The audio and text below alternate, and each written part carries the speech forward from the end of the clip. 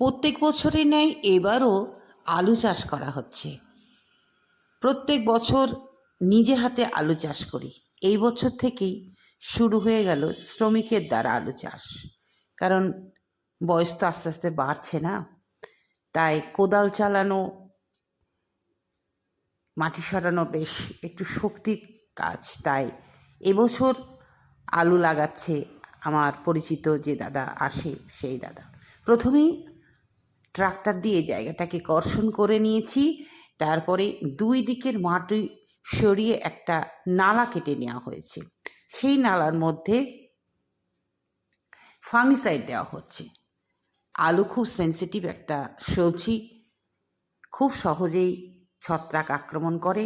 তাই তাকে রক্ষা করার জন্য আমার এই ব্যবস্থা। এবার শুকনো নিম পাতা ভালো করে বিছিয়ে দিতে হচ্ছে। এটা যদি তুমি মনে করো বস্তায় লাগাবে বা টবে লাগাবে তাও হবে, মাটি খুব ঝুরঝুরা করতে হবে। এবার মিডিয়া কি করবে, তোমরা মাটির সঙ্গে একটু বালি মিশিয়ে নেবে। যেহেতু এটা আমার চাষের জায়গা, মানে ক্ষেতের মতন বাড়ির সামনের জায়গা, মাটির জায়গা, তাই আমি বালি মেশাতে পারিনি। দর্শক বন্ধু, প্রথমেই নালা কেটে নিয়ে তার মধ্যে ছত্রাকনাশক, তারপরে শুকনো নিম পাতা, তারপরে আমাকে কিছুটা রাসায়নিক সার প্রয়োগ করতে হবে। তো প্রথমে পরপর দাদাকে দিয়ে আমি পরিচালনাটা করছি দূরে দাঁড়িয়ে। পরপর প্রায় 6টা কি 5টা মতন নালা কেটে নেওয়া হয়েছে। খুবই নরম করা হয়েছে মাটিটা। তারপরে বেশ কিছু রাসায়নিক সার প্রয়োগ করা হয়েছে। ওই যে প্রথমে বললাম ছত্রাকনাশক, তারপর শুকনো নিম পাতা, তারপর সিঙ্গেল সুপার ফসফেট। কেন দেওয়া হয়?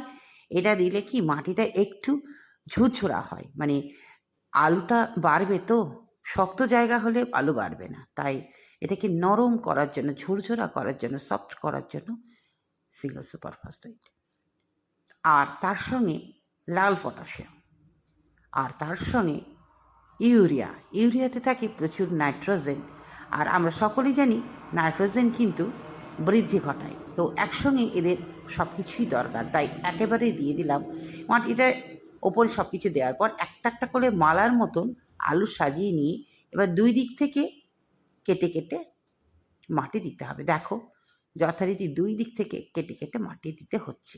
এদিক থেকে কেটে দেওয়া হবে, আবার ওই দিক থেকে দিয়ে একটা উঁচু, যেমন উনানের একটা ঝিক তৈরি করা হয়, ঠিক ওই রকম তৈরি করা হবে। এই কাজটা কিন্তু আমি গত 3 বছর করেছি। এবছর নিয়ে 4 বছর আমার চাষ হচ্ছে। তো আমি সম্পূর্ণটাই এবার লেবার দিয়ে করানোর চেষ্টা করছি। কারণ আমার শরীর খুবই খারাপ, পায়ের পরিস্থিতি ভালো না। কারণ আমার অ্যাক্সিডেন্টে পা একটু ক্ষতি হয়েছে, 3 জায়গায় ভেঙে গেছিলো। সেই জন্য আমি একটু সাবধানে চলাফেরা করি। তো দর্শক বন্ধু, এবার কিন্তু আমাদের আলু চাষ করার পর কী করতে হবে?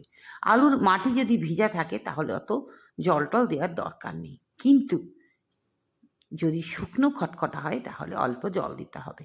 আমি কিন্তু 2 থেকে 3 দিন পর আলুর উপরে জল দিয়েছি। এরপরে যখন গাছ বেরোবে তখন এর ওপরে আমরা কী সার প্রয়োগ করব অবশ্যই তোমাদের দেখাবো।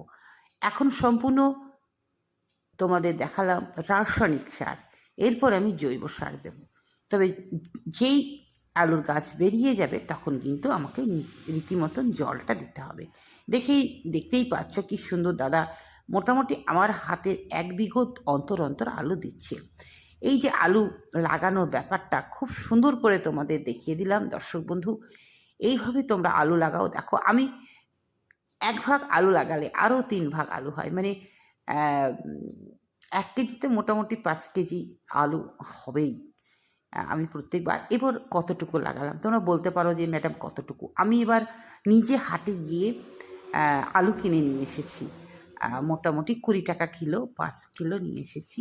তো এই যে আমার এই বাগান 4টে কক্ষ করা আছে, একটা ফলের, একটা ফুলের, আর 2টো রাখা আছে সবজির জন্য। যেহেতু আমি আলাদা সবজি বাগান করেছি, তাই এই জায়গাটায় আমি শুধু আলু চাষ করছি। পাশেরটাও আরেকটু আলু হবে, তবে তার সঙ্গে যদি অন্য কিছু লাগাতে পারি অবশ্যই লাগাবো দর্শক বন্ধু। তবে ভিলিটা হয়ে যাওয়ার পর দেখবে কি সুন্দর লাগবে। আর ভেলি প্রথম অবস্থায় ওপর দিয়ে জল দিতে হবে।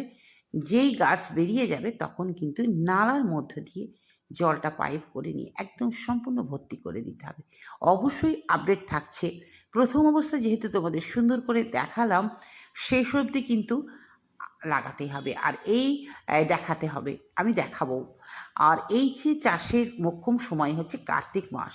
এই কার্তিক মাসে কিন্তু আলু চাষ করতে হয়। আর এই আলু থাকবে মোটামুটি 4 মাস। এই 4 মাসের মধ্যে কিন্তু আলু সম্পূর্ণ হয়ে যাবে। আলু যেই গাছ মারা যাবে, শুকিয়ে যাবে, তখন কিন্তু আমাদেরকে আলু তুলে ফেলতে হবে। আলু গাছ নিজেই বলে দেবে এবার আমাকে তোলো।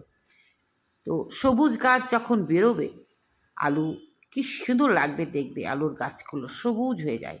অনেকে আবার এটা শাক হিসাবে খায়।